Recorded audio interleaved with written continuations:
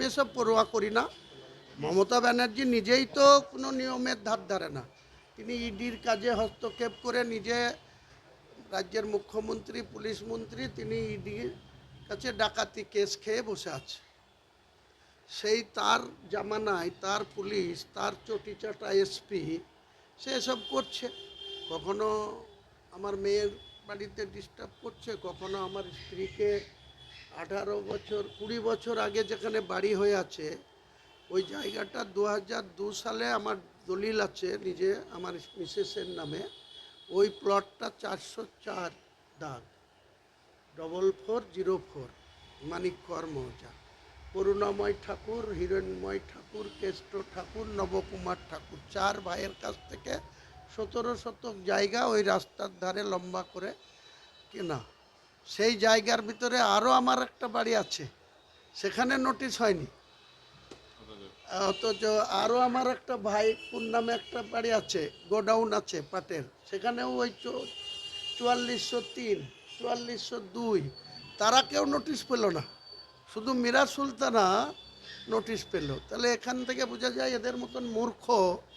কারণ যেটা নোটিশ করছে সেই জায়গাতে 4 শতক জায়গার উপরে আমার বাড়ি, তার ভিতরে 2 শতক ওখানে ভিটে রেকর্ড আছে মীরা সুলতানার নামে, আর 2 শতক আছে এখনও নালা।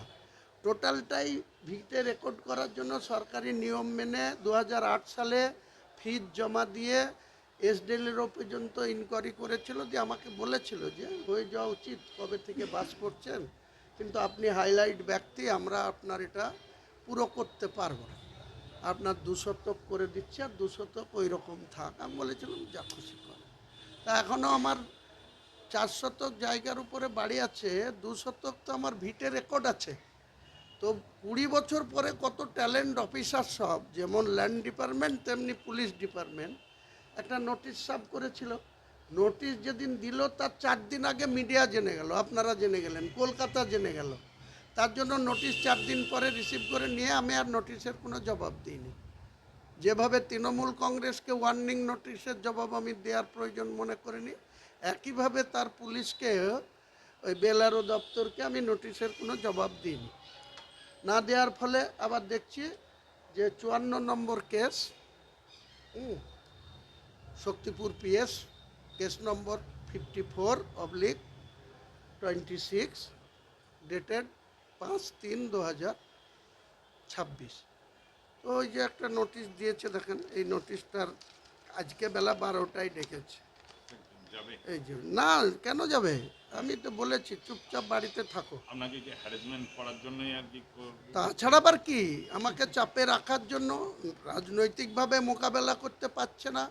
মুর্শিদাবাদ জেলায় হুমায়ুন কবিরকে অপ্রাসঙ্গিক করে দেবো এটা ভেবেছিল। এখন হুমায়ুন কবিরের যে প্রক্রিয়া শুরু হয়েছে রাজনৈতিক, তাতে ট্যাবলেট খেয়ে ঘুমাতে হচ্ছে ভাইপুকে, পিসিকে, কাজেই তার লোকরা তো এইসব করবে।